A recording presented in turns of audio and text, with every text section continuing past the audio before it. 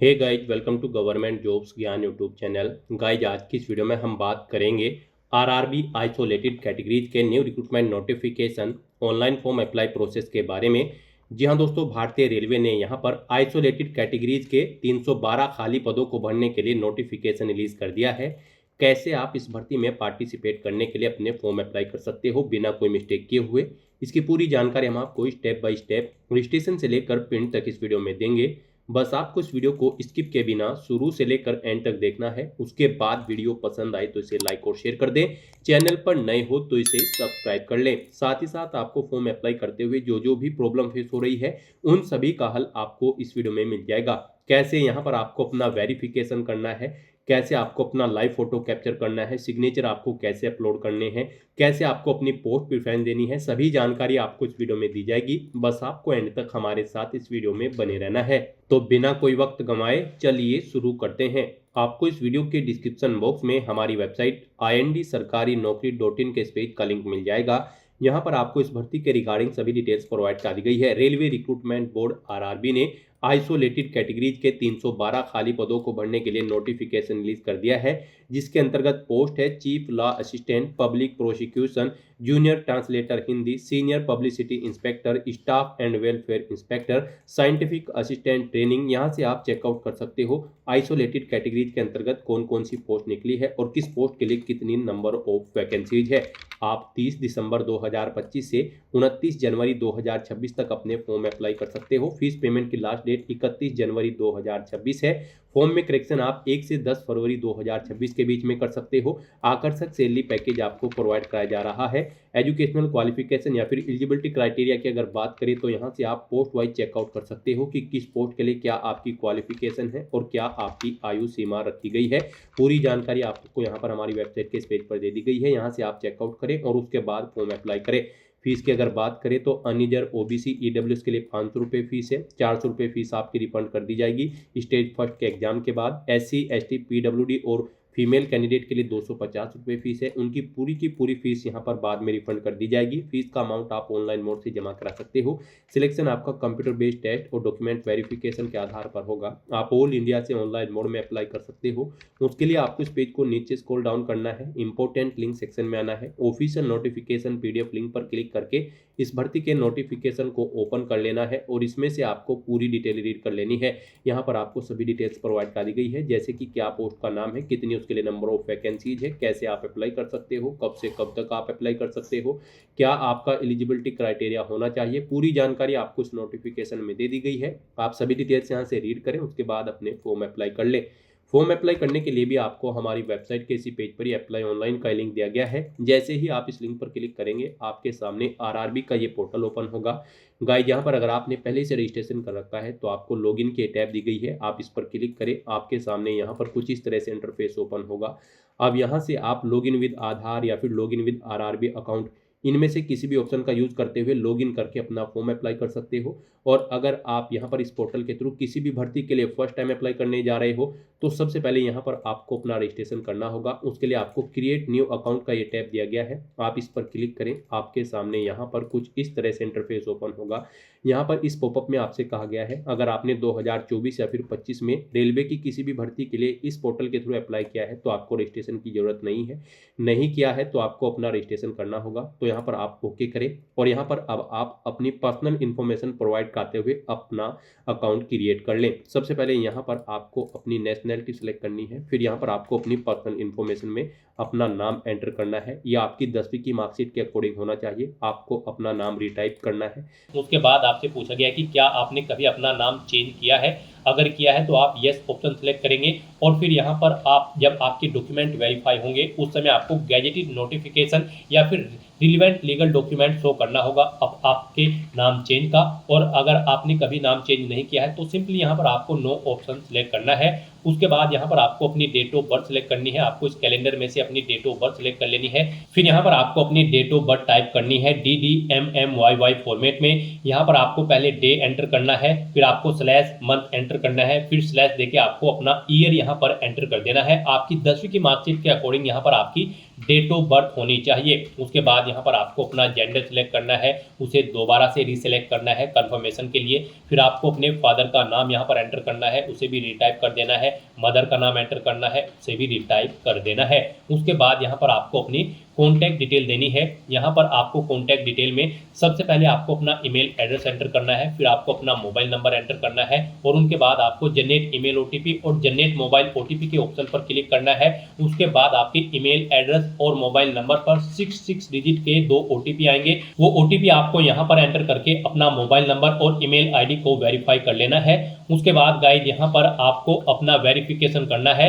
Verification के लिए यहाँ पर आपके पास 3 ऑप्शन है। आप यहाँ पर डिजी लॉकर के थ्रू अपना वेरिफिकेशन कर सकते हैं, या फिर गाइज यहाँ पर आप आधार कार्ड के थ्रू अपना वेरिफिकेशन कर सकते हैं, या फिर आपके पास अगर आधार भी नहीं है तो उसके थ्रू भी आप यहाँ पर अपना वेरिफिकेशन कर सकते हैं अपने पैन नंबर की डिटेल प्रोवाइड कराते हुए।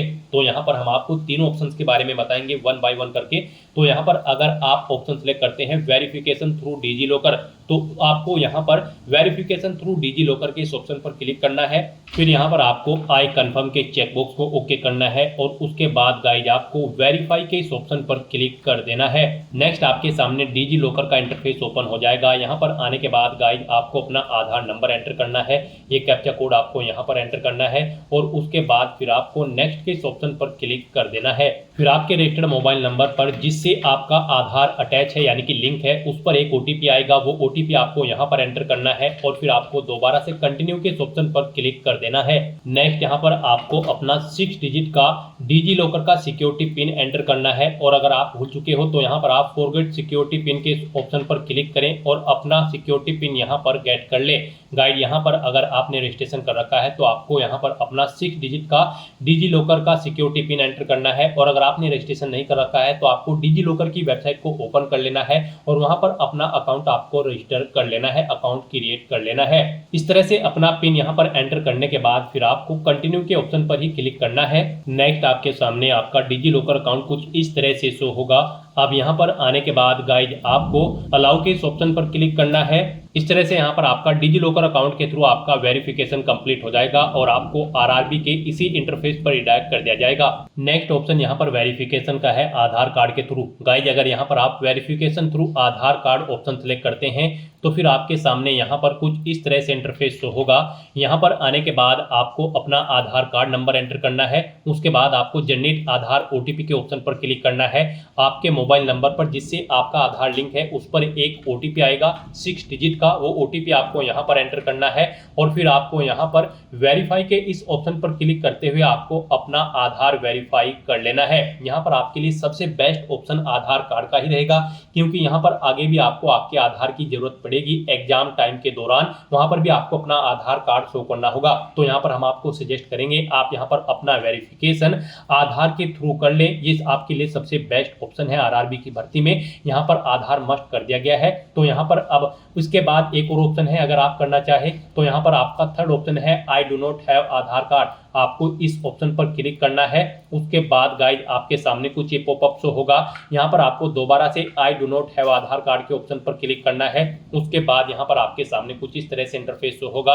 आप यहाँ पर इस चेकबॉक्स को ओके करें। उसके बाद यहाँ पर आप अपनी कोई वैलिड प्रूफ आईडी सिलेक्ट करें। पैन कार्ड यहाँ पर केवल आपको ऑप्शन दिया गया है। उसके बाद यहाँ पर आपका जो नाम पैन पर आधारित है वो नाम यहाँ पर आप एंटर करें। अपनी डेट ऑफ बर्थ इस कैलेंडर में से सिलेक्ट करें। अपना पैन नंबर यहाँ पर आप एंटर करें। उसके बाद किस अथॉरिटी ने आपको इशू किया है उसका नाम आपको देना है। प्लेस ऑफ इशू यहाँ पर आपको देना है और उसके बाद फिर आपको प्रोसीड के ऑप्शन पर क्लिक करके इस थर्ड ऑप्शन के थ्रू भी आप अपना वेरिफिकेशन यहाँ पर कंप्लीट कर सकते हो। तो इनमें से आपको कोई भी ऑप्शन यूज करते हुए अपना वेरिफिकेशन कर लेना है, ये मस्ट है। ये पूरी वेरिफिकेशन की प्रोसेस हमने आपको बता दी है। इनमें से किसी का भी यूज करते हुए आप अपना वेरिफिकेशन कर सकते हैं। हम आपको एक बार फिर से बता दें, आप यहाँ पर आधार कार्ड के थ्रू अपना वेरिफिकेशन करें, आपके लिए बेस्ट रहेगा। तो यहाँ पर किसी भी ऑप्शन के थ्रू वेरिफिकेशन करने के बाद आपको इस चेकबॉक्स को ओके करना है। I confirm that I am 18 year old या फिर ओल्डर, यानी कि मेरी आयु यहाँ पर 18 साल हो चुकी है या फिर इससे अधिक। आपको इस चेकबॉक्स को ओके करना है। ये डिटेल आप यहाँ पर इस पर क्लिक करके सुन भी सकते हो। और फिर गाइज यहाँ पर आपको अपना पासवर्ड क्रिएट करना है। यहाँ पर आपका पासवर्ड अल्फा न्यूमेरिक फॉर्मेट में होना चाहिए। मीन्स आपके पासवर्ड में एक अपर केस कैरेक्टर, एक लोअर केस कैरेक्टर, एक इंटीजर नंबर और एक स्पेशल कैरेक्टर जैसे कि @ या फिर डॉलर होना चाहिए। तो इस फॉर्मेट में आपको अपना पासवर्ड क्रिएट करना है। ये एग्जांपल हमने आपको दिखाया है। वही पासवर्ड आपको यहाँ पर कंफर्म पासवर्ड फील्ड में एंटर करना है। I am not a robot के इस चेकबॉक्स को ओके करना है। और फिर गाइज आपको यहाँ पर preview and create an account के ऑप्शन पर क्लिक करके अपना अकाउंट क्रिएट कर लेना है।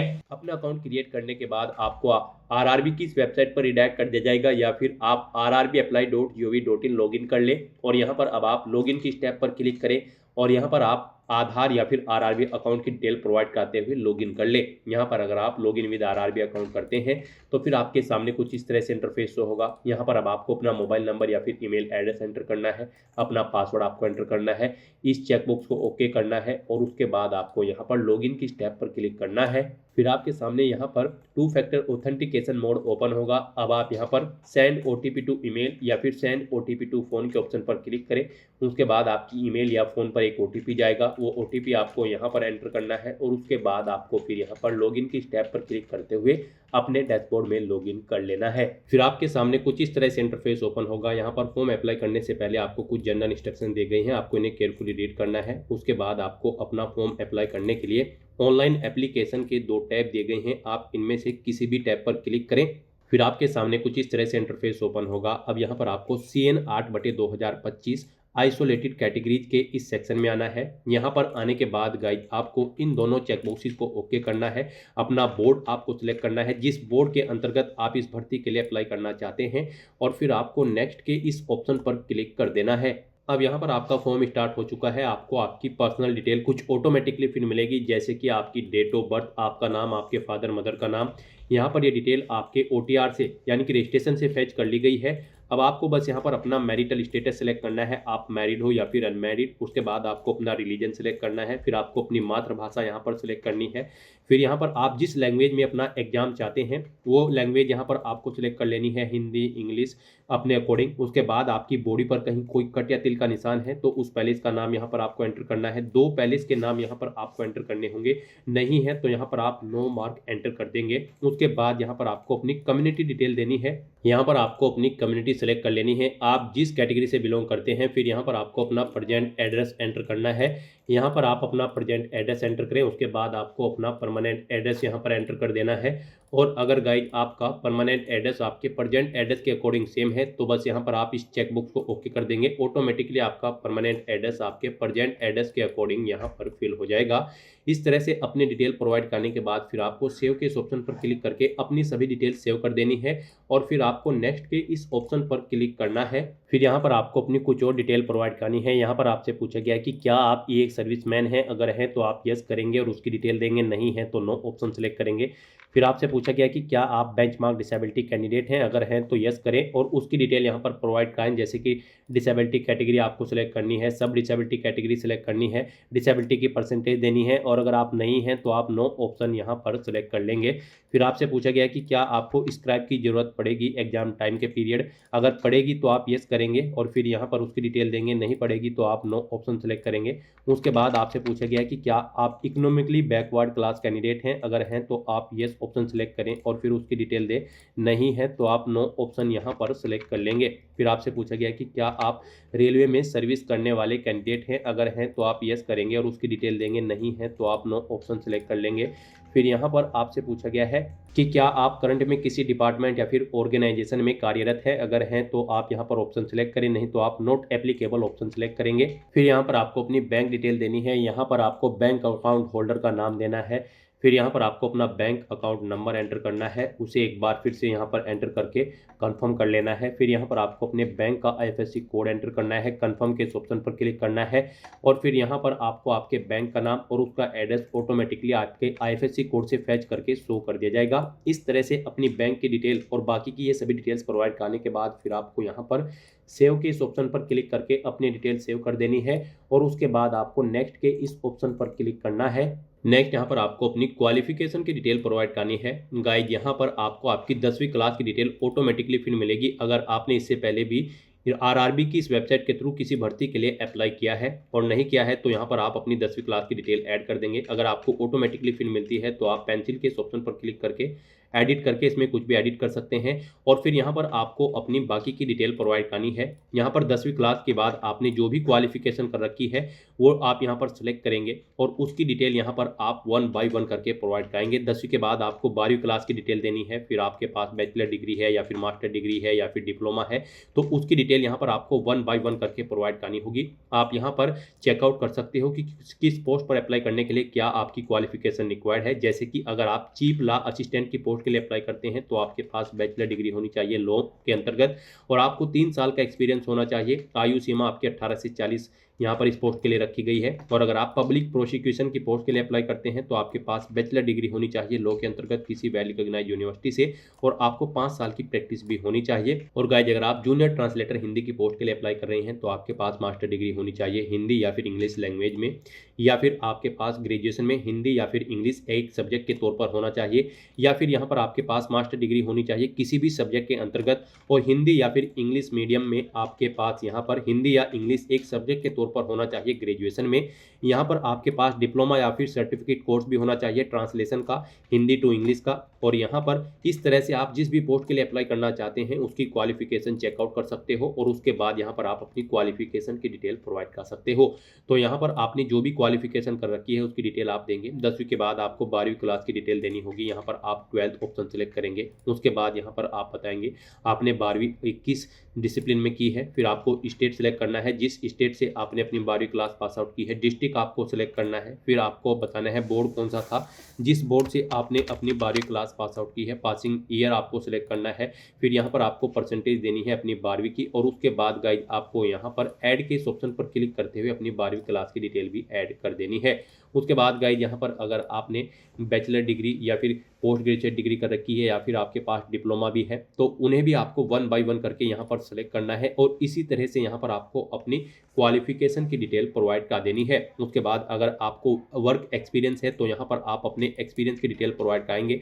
यहाँ पर गाइड आप नेचर ऑफ एक्सपीरियंस सेलेक्ट करेंगे, यहाँ पर आपने किस में जॉब की है, किस फील्ड में आपको एक्सपीरियंस है। उसके बाद यहाँ पर पूछा गया है कि क्या आप प्रेजेंट में भी कार्यरत हैं या फिर पास्ट में थे, किस डेट से आपको एक्सपीरियंस है। यहाँ पर आप इनके अकॉर्डिंग ऑप्शन डेट सेलेक्ट करेंगे, फिर आपका एक्सपीरियंस की ईयर मंथ और डे यहाँ पर कैलकुलेट होके आ जाएंगे और उसके बाद गाइड आपको यहाँ पर ऐड के ऑप्शन पर क्लिक करके अपना एक्सपीरियंस ऐड कर देना है। और अगर आपको एक से ज़्यादा जगह वर्किंग एक्सपीरियंस है तो आप जैसे ही ऐड के ऑप्शन पर क्लिक करेंगे सेम ऐसी ही एक और रो यहाँ पर ऐड हो जाएंगी, उसमें भी आप अपने एक्सपीरियंस की डिटेल प्रोवाइड कर सकते हैं।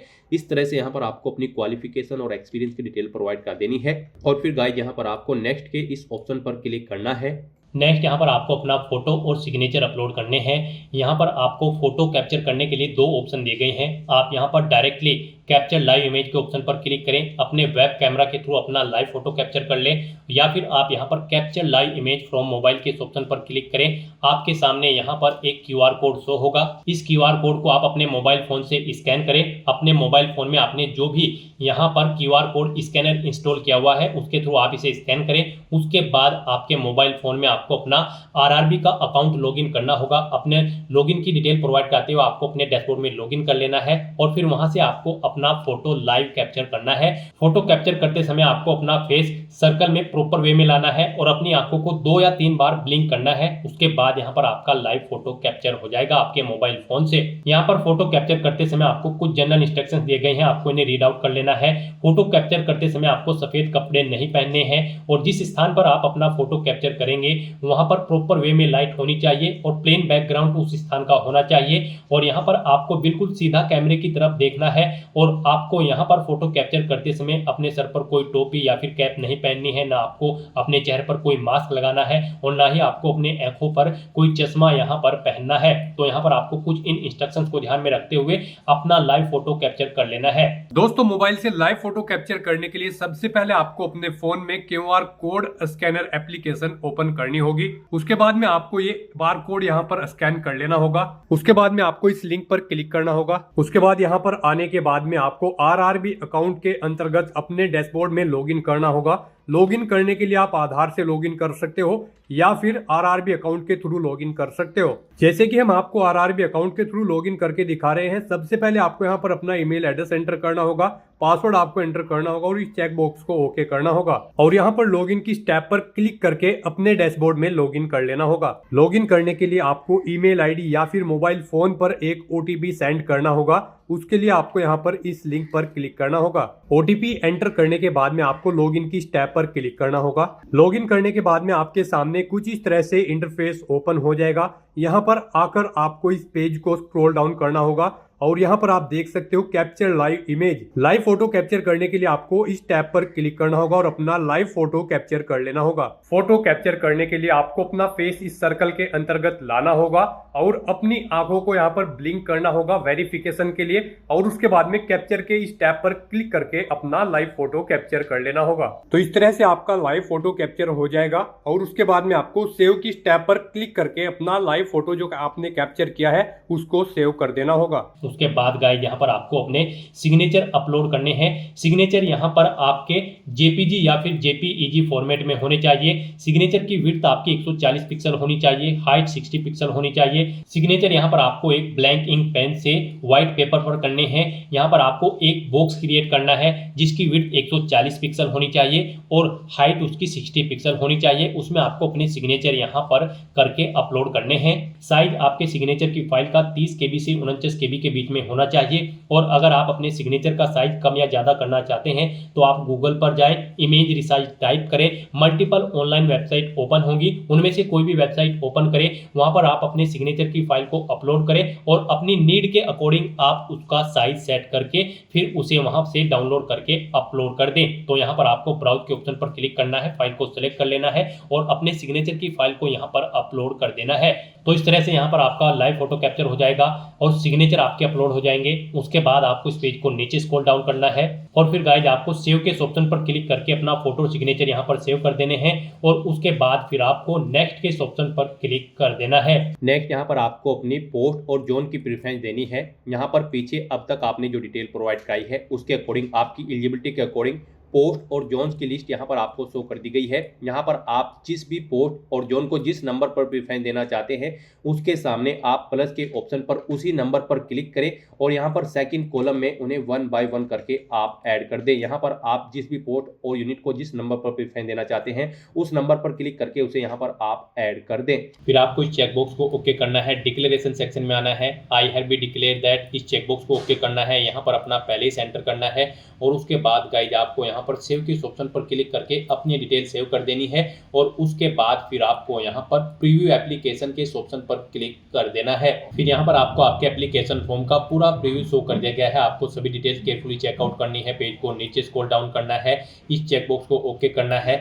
कहीं पर कोई मिस्टेक है तो आप एडिट के ऑप्शन पर क्लिक करके एडिट कर सकते हैं, नहीं तो यहाँ पर बस गाइड अब आपको सबमिट के इस ऑप्शन पर क्लिक कर देना है। नेक्स्ट यहाँ पर आपको अपना फीस पेमेंट करना है। यहाँ पर आपको आपकी कैटेगरी के अकॉर्डिंग एप्लीकेशन फीस का अमाउंट शो कर दिया जाएगा। रिजर्व कैटेगरी कैंडिडेट के लिए यहाँ पर 250 रुपये फीस है और अनरिजर्व कैटेगरी कैंडिडेट के लिए 500 रुपये फीस है। इसमें से इनको 400 रुपये फीस रिफंड कर दी जाएगी और रिजर्व कैटेगरी कैंडिडेट की सभी फीस यहाँ पर आपको रिफंड कर दी जाएगी। लेकिन यहाँ पर फॉर्म कंफर्मेशन के लिए आपको अभी अपना फीस पेमेंट करना है, तो उसके लिए गाइड यहाँ पर अब आपको पे विद SBI ई पे के ऑप्शन पर क्लिक करना है और प्रोसीड करते हुए आपको यहाँ पर फीस पेमेंट के इंटरफेस पर आ जाना है। यहाँ पर आप debit card, credit card, net banking, UPI या फिर वॉलेट के माध्यम से अपना फीस पेमेंट कर सकते हो। UPI यहाँ पर आपके लिए सबसे बेस्ट और इजी ऑप्शन रहेगा। आप UPI के ऑप्शन पर क्लिक करें। UPI में भी फीस पेमेंट करने के लिए आपके पास दो ऑप्शन है। आप अपनी UPI ID एंटर करें, वैलिडेट UPI ID के ऑप्शन पर क्लिक करते हुए अपना फीस पेमेंट कर दें, या फिर गाइड यहाँ पर आप UPI QR के ऑप्शन पर क्लिक करें, फिर यहाँ पर पे नाउ के ऑप्शन पर क्लिक करें।